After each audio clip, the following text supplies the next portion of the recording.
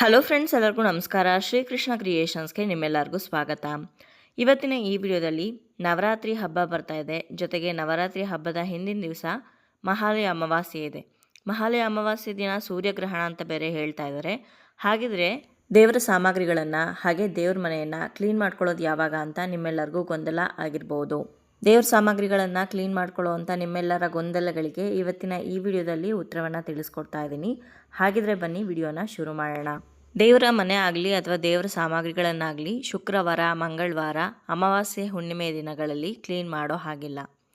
ಇನ್ನು ನವರಾತ್ರಿಯ ಹಿಂದಿನ ದಿವಸ ಅಮಾವಾಸ್ಯೆ ಇದೆ. ಅವತ್ತಿನ ದಿವಸ ಅಂತೂ ಕ್ಲೀನ್ ಮಾಡೋದಕ್ಕಾಗಲ್ಲ. ಮುಂಚೆನೇ ಕ್ಲೀನ್ ಮಾಡ್ಕೊಳ್ಳೋಣ ಅಂತಂದರೆ ಅಮಾವಾಸ್ಯೆ ದಿನ ಸೂರ್ಯಗ್ರಹಣ ಬೇರೆ ಇದೆ ಅಂತ ಹೇಳ್ತಾ ಇದ್ದಾರೆ.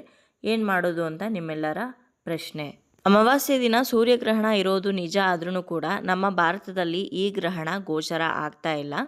ಭಾರತದಲ್ಲಿ ಗೋಚರ ಆಗದೇ ಇರುವಂತಹ ಗ್ರಹಣವನ್ನು ನಾವು ಆಚರಣೆ ಮಾಡೋ ಅಂಥ ಅಗತ್ಯ ಇಲ್ಲ. ಯಾಕಂದರೆ ಗ್ರಹಣದ ಸೂತಕ ನಮಗೆ ಅನ್ವಯಿಸೋದಿಲ್ಲ. ಈ ಸೂರ್ಯಗ್ರಹಣ ಆಗೋವಂಥ ಸಮಯದಲ್ಲಿ ನಮಗೆ ಕತ್ಲಾಗಿರುತ್ತೆ. ಹಾಗಾಗಿ ಗ್ರಹಣ ನಮ್ಮ ದೇಶದಲ್ಲಿ ಗೋಚರ ಆಗೋದಿಲ್ಲ. ಗ್ರಹಣ ಗೋಚರಿಸದೇ ಇರೋ ಕಾರಣ ನೀವು ಮುಂಚೆನೇ ದೇವರ ಸಾಮಗ್ರಿಗಳನ್ನು ತೊಳೆದು ಇಟ್ಕೊಬೋದು. ಶುಕ್ರವಾರದ ದಿವಸ ದೇವರ ಕಳಸವನ್ನು ತೆಗಿಬಾರ್ದು. ಹಾಗಾಗಿ ಶನಿವಾರದ ದಿವಸ ದೇವರ ಸಾಮಗ್ರಿಗಳನ್ನು ಹಾಗೆ ದೇವರ ಮನೆಯನ್ನು ಕ್ಲೀನ್ ಮಾಡಿಕೊಂಡ್ರೆ ನಿಮಗೆ ಮಹಾಲಯ ಅಮಾವಾಸ್ಯೆ ಪೂಜೆಯನ್ನು ಕೂಡ ನೀವು ಮಾಡ್ಬೋದು. ಹಾಗೆ ನವರಾತ್ರಿಯ ಪೂಜೆಯನ್ನು ಕೂಡ ಮಾಡ್ಬೋದು. ಎಲ್ಲ ದೇವ್ರ ಸಾಮಗ್ರಿಗಳನ್ನು ತೊಳೆದ ನಂತರ ಅಮಾವಾಸ್ಯೆ ದಿನ ನಿಮ್ಮ ಮನೆ ದೇವರ ಕಳಸವನ್ನು ಸ್ಥಾಪನೆ ಮಾಡಿಬಿಡಿ. ಇನ್ನು ನವರಾತ್ರಿಯ 10 ದಿನಗಳ ವ್ರತವನ್ನು ಯಾರು ಮಾಡ್ತೀರೋ ಅಂಥವರು ನವರಾತ್ರಿಯ ಮೊದಲನೇ ದಿವಸ ಘಟಸ್ಥಾಪನೆ ಶುಭ ಮುಹೂರ್ತ ಏನಿರುತ್ತೆ ಆ ಸಮಯದಲ್ಲಿ ಮತ್ತೊಂದು ಕಳಸವನ್ನು ಸ್ಥಾಪನೆ ಮಾಡಿ ನೀವು ಪೂಜೆಯನ್ನು ಮಾಡಬೇಕಾಗತ್ತೆ.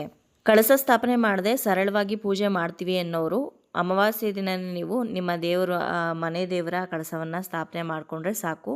ನವರಾತ್ರಿ ಮೊದಲನೇ ದಿವಸದಿಂದ ಸರಳವಾಗಿ ನೀವು ಪೂಜೆಯನ್ನು ಅದೇ ಕಳಸಕ್ಕೆ ಮಾಡ್ಬೋದು. ಯಾವುದೇ ಗೊಂದಲವನ್ನು ಇಟ್ಕೊಳ್ಳದೆ ಅಮಾವಾಸ್ಯೆ ಹಿಂದಿನ ದಿವಸ ಶನಿವಾರದ ದಿವಸನೇ ನೀವು ಎಲ್ಲ ದೇವರ ಸಾಮಗ್ರಿಗಳನ್ನು ತೊಳೆದು ದೇವರ ಮನೆಯನ್ನು ಕೂಡ ಕ್ಲೀನ್ ಮಾಡಿ ಇಟ್ಕೋಬೋದು. ಇವತ್ತಿನ ಈ ವಿಡಿಯೋ ನಿಮ್ಮೆಲ್ಲರಿಗೂ ಇಷ್ಟ ಆಗಿದೆ, ಉಪಯೋಗ ಆಗಿದೆ ಅಂತ ಭಾವಿಸ್ತೀನಿ. ಇಷ್ಟ ಆಗಿದ್ರೆ ಲೈಕ್ ಮಾಡಿ, ಬೇರೆಯವ್ರಿಗೂ ಕೂಡ ಶೇರ್ ಮಾಡಿ. ಹಾಗೆ ನಿಮ್ಮ ಅನಿಸಿಕೆ ಅಭಿಪ್ರಾಯವನ್ನು ಖಂಡಿತವಾಗ್ಲೂ ಕಮೆಂಟ್ ಮುಖಾಂತರ ಬರೆದು ತಿಳಿಸಿ. ಮತ್ತೊಂದು ಉಪಯುಕ್ತ ಪೂಜಾ ಮಾಹಿತಿಯೊಂದಿಗೆ ನಿಮ್ಮನ್ನ ಮತ್ತೆ ಭೇಟಿಯಾಗ್ತೀನಿ. ಅಲ್ಲಿಯವರೆಗೂ ಧನ್ಯವಾದಗಳು.